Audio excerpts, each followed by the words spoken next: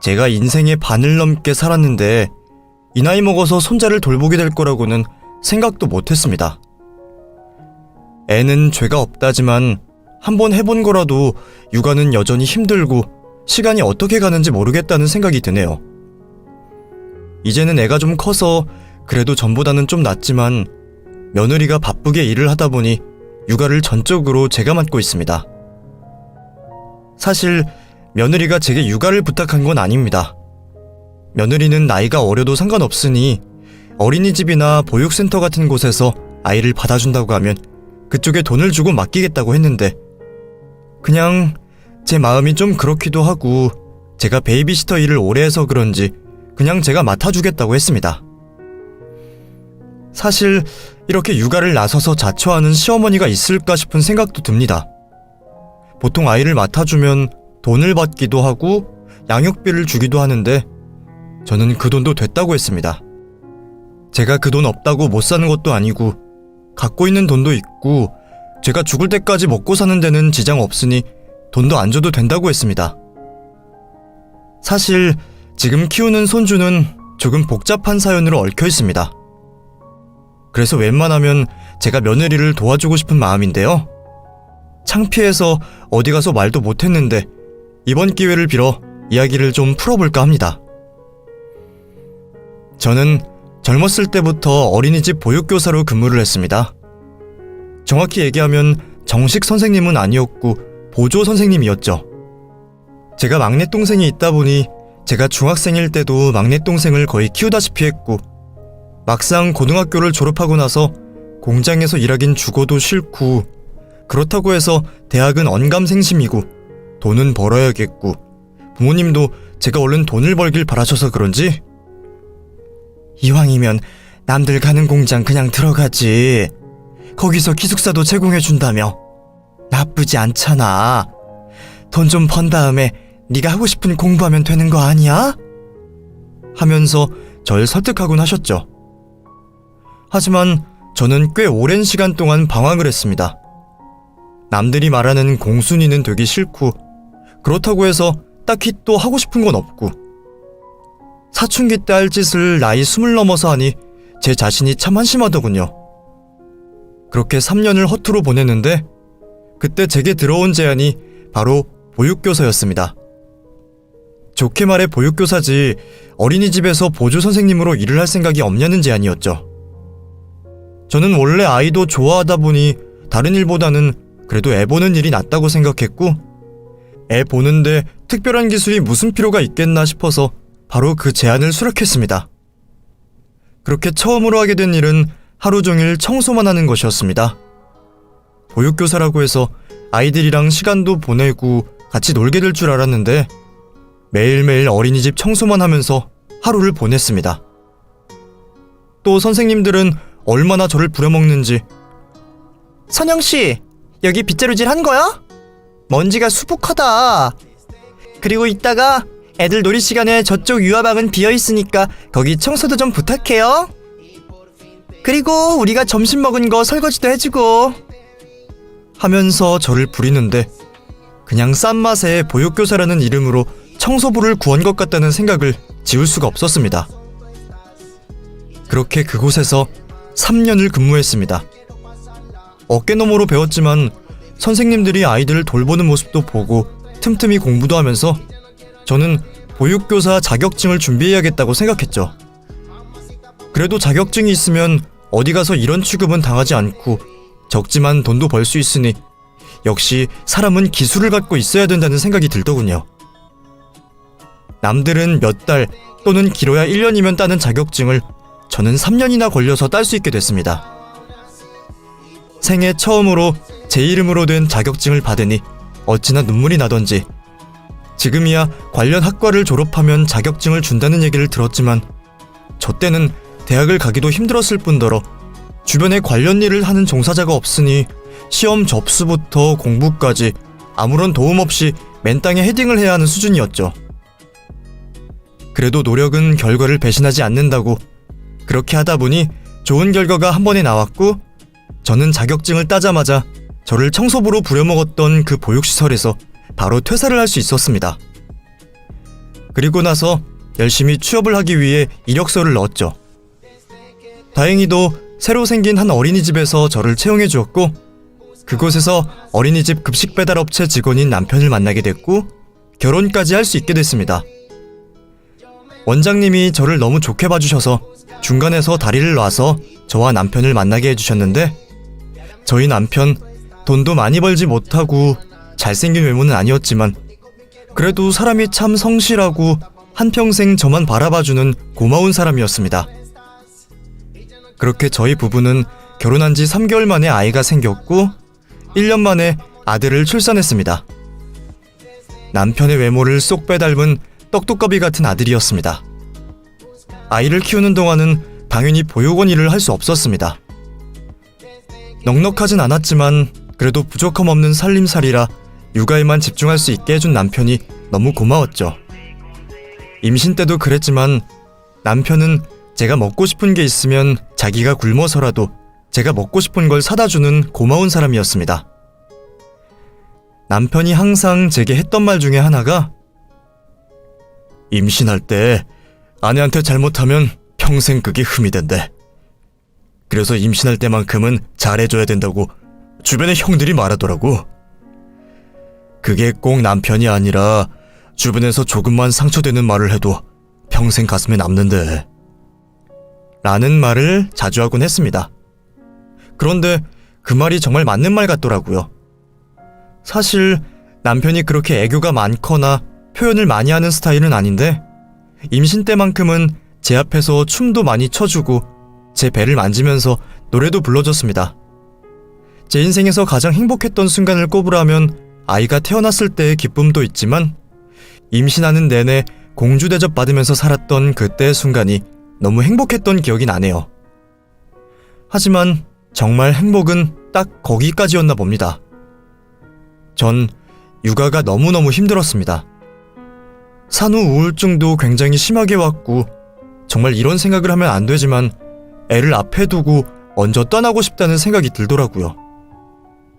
그 당시 제가 13층짜리 아파트에 살았고 저희 집이 11층이었는데 보따리에 애를 넣고 끌어안고 몇 번이나 뛰어내릴까 이런 생각이 든 게 한두 번이 아니었습니다. 정말 나쁜 생각이었죠. 그래도 그때마다 저를 잡아줬던 건 다름 아닌 제 남편이었습니다. 한 번은 너무 눈물이 나서 또 그런 생각이 들었고 남편이 있든 말든 베란다 문을 열고 매달렸더니 여보 왜 이래? 여보 진정해. 제발 이러지 마. 당신이 무슨 죄가 있어? 우리 애가 무슨 죄가 있어? 내가 잘못했어. 다 내가 못 챙겨서 그런 거야. 다 내 잘못이야. 그러니까 여보 제발 이러지 마. 하면서 제 바지가랑이를 붙잡더라고요. 그날 남편이랑 애기랑 셋이 끌어안고 엄청 울었습니다. 그 후로는 아이 끌어안고 다니면서 병원도 다니고 친정엄마 도움도 받아서 어떻게 시간이 흘러갔는지 모를 정도로 힘든 나날들을 보냈지만 그래도 꽤 괜찮은 하루하루를 견뎌나갔습니다. 정말 신기한 것이 산후 우울증이라는 게 분명 치료를 받아서 그런 것도 있겠지만 아기를 친정에 맡기고 제 시간을 보내니까 빠른 속도로 나아지더라고요. 저 때문에 정말 많은 사람들이 고생을 했습니다. 그렇게 아기가 6살쯤 됐을 무렵 저도 그제야 철이 들었는지 남편과 엄마에게 잘해야겠다는 생각이 들더군요. 아이도 한참 말을 잘하고 의사소통이 되니 키우기도 수월해졌지만 여기저기 부딪히고 돌아다니는 것 빼고는 그래도 전 갓난아기 때보단 돌보기가 훨씬 쉽더라고요. 저희 아들은 아주 어릴 때 말고 사고 한 번 친 적 없이 참 건강하고 예쁘게 자라줬습니다. 남들은 폭풍 같던 사춘기 때문에 너무 힘들다고 어떻게 하냐면서 서로 신세한탄을 하곤 했는데 저희 아들은 공부도 꽤 잘하고 말도 잘 들으니 걱정거리가 없었죠. 그렇게 무탈하게 아이도 고등학교를 졸업하고 서울의 꽤 유명한 대학을 졸업해서 취업까지 잘하게 됐습니다. 그 사이 저도 다시 복직을 해서 어린이집에서 근무를 하다가 교통사고로 다리를 다쳐서 출퇴근이 힘들어지면서 50대 중반부터는 베이비시터 일을 시작하게 됐네요. 그래도 다행인 것이 제가 처음으로 일을 하게 된 집에서 저를 너무 좋게 봐줘서 그런지 인터넷에 제 얘기를 좋게 적어줬다고 하더라고요. 그래서인지 그 집 일을 마치고 나서는 여기저기서 정말 전화가 미친 듯이 오더라고요. 제가 감당이 안 될 정도라 죄송하다는 말만 계속 반복할 수밖에 없었고, 심지어 1년치 예약이 전부 차서 일을 한동안 쉬어야겠다는 생각도 했습니다. 그렇게 정말 눈코 뜰 새 없이 바쁘게 일했지만 그렇다고 해서 돈을 많이 버는 건 아니었습니다. 아니, 오히려 뱉어낼 때도 많았죠. 지금도 기억나는 것이 20대 중반 애기엄마 집에 가서 일을 할 때였습니다. 이모님, 제가 이모님한테 예약하려고 얼마나 노력했는지 몰라요. 임신 초기 때 연락드렸던 거 기억나시죠? 저 진짜 이모님 아니면 다른 분 쓸 생각도 안 했으니까 무조건 이모님 잘해주셔야 돼요. 아, 그리고 보육교사 자격증 있으시다고 했죠? 혹시 그거 복사본 보여주실 수 있어요? 그리고 주민등록증이랑 가족관계 증명서도. 제가 무리한 요구한다고 생각하실 수도 있지만 저희 집에 들락거리시는 분인데 인터넷 글만 믿고 아무것도 확인 안 할 순 없는 거 이해해 주실 수 있죠? 하고 말을 하더라고요. 그럼요, 당연하죠. 다음에 올 때 전부 챙겨서 올 테니까 걱정 마세요. 라고 대답했고, 그분이 요구했던 건 외에 보건증과 과거 연이 닿았던 사람들이 제게 써준 편지까지 전부 들고 갔습니다. 그렇게 신분 확인을 하고 나니 조금 마음이 놓였는지 제게 마음을 연 듯했는데, 적당한 거리가 필요하다는 걸 일주일이 지나자마자 바로 느낄 수 있었습니다. 이모님, 근데 반찬이 제 입맛에 좀 안 맞네요. 음식 솜씨도 좋으시다고 해서 기대했는데 그냥 반찬은 제가 사 먹는 걸로 할게요. 그리고 청소도 좀 꼼꼼히 해주시면 안 돼요? 머리카락 바닥에 너무 많이 굴러다니는데. 물론 제가 성격이 좀 깔끔한 편이긴 한데 그래도 이건 아닌 것 같아요. 혹시 후기 알바 이런 거 쓰신 건 아니죠? 하면서 저를 살살 비꼬더라고요.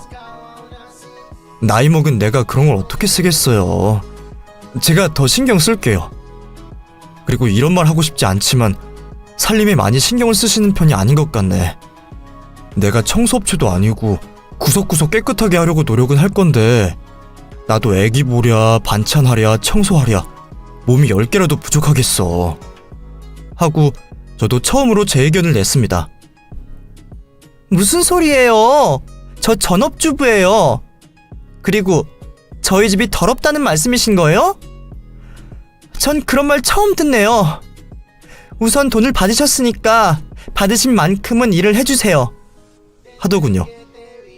저런 신경전은 아무것도 아니었죠. 심지어 저를 도둑으로 몬 사람도 있었고, 등하원 도우미를 할 때는 애가 어린이집에서 놀다가 넘어졌는데도 저한테 화를 내며 이모님, 애를 좀 잘 봐달라고 했잖아요. 이 흉터 어린이집에서 놀다가 난 거 맞아요? 이모님이랑 집에 오다가 난 거 아니에요? 하면서 저한테 화풀이를 하는 사람도 있었습니다. 정말 제가 그 일을 거진 20년 정도 하면서 온갖 진상들을 다 만났습니다. 세상에 좋은 사람도 너무너무 많지만 미친 사람도 많다는 걸 일을 하면서 많이 겪었죠. 그 사이 제 아들은 나이를 먹을 만큼 먹었고 결혼도 하게 됐습니다. 제가 많은 여자들을 만나다 보니 사람을 딱 보면 대충은 느낌이 오는데 아들이 결혼하겠다고 데려온 며느리는 솔직히 잘 모르겠더라고요. 내 가족이 될 사람이라 그런가 인상은 선한데 말수는 적고 항상 눈을 피하니 사람을 파악할 시간도 없더라고요. 근데 뭐 아들이 좋다는데 제가 결혼을 반대할 이유도 없고 사돈이 될 사람을 만나보니 오히려 며느리보다 인상도 좋으시고 수더분하시더라고요.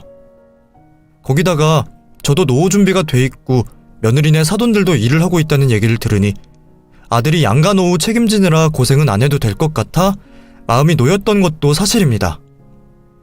며느리는 사업을 하고 있었는데 일 욕심이 많은 편이었고 아들보다도 돈을 많이 벌어서 결혼 초반에도 제게 대놓고 어머니, 저희 부부는 아이 생각은 당분간 없습니다. 아버님께도 그때 말씀드렸지만 아이를 아예 안 가질까 생각도 했는데 그래도 한 번 사는 인생 애는 한 번 낳아보고 싶어서 못 갖는 게 아니면 안 갖는 일은 없을 것 같고 당분간은 아이 생각 없으니 저희 부부에게 아이 강요는 말아주세요. 하고 못을 박더라고요. 전 아이 얘기를 일절 꺼낸 적도 없고 그건 부부의 문제라 알아서 하겠거니 했는데 먼저 말을 하니까 무슨 말을 못 하겠더라고요.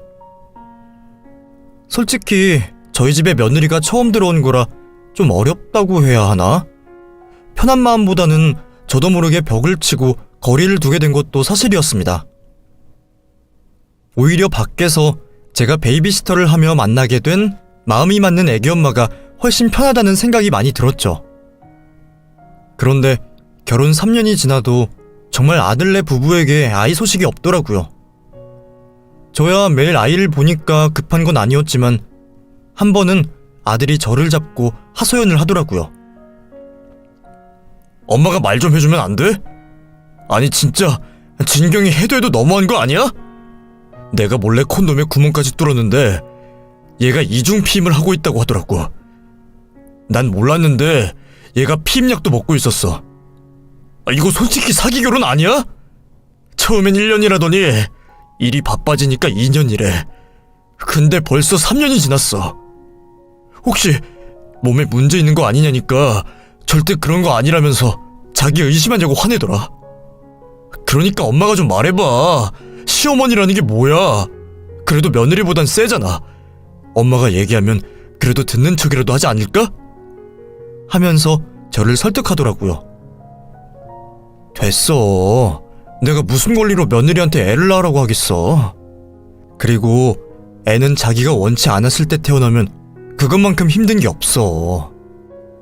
난 내가 원해서 너를 임신하고 낳았지만 정말 너무너무 힘들었어. 그러니까 부부끼리 잘 얘기해봐. 이건 엄마가 끼어들 문제가 아니야. 하고 그 일에서 빠지기로 했습니다. 그렇게 아들의 부탁을 거절하고 마음이 불편하기도 했지만 임신과 출산은 전적으로 여자가 결정할 문제이기에 제가 끼어들 일은 아니라고 생각했죠. 그렇게 속절없이 2년이라는 시간이 흘렀습니다. 저는 여전히 일하고 있었고 일상은 크게 변한 게 없었죠. 그날도 최근에 일을 받아 몇 번 방문했던 집에 아이를 보러 가던 날이었습니다. 애기 엄마 저 왔어요. 저 들어갈게요 하고 방문을 열었는데 밤새 애기 때문에 잠을 못 잤는지 제가 들어와도 일어나질 못하더라고요. 저는 애기를 등에 업고 청소를 시작했고 애기 엄마가 자는 동안 쓸고 닦고 반찬까지 해두었죠. 3시간쯤 지났을까 잠에서 깬 애기 엄마가 깜짝 놀래서는 어머, 이모님 오셨구나. 죄송해요. 제가 너무 깊게 잠이 들어서. 죄송해요.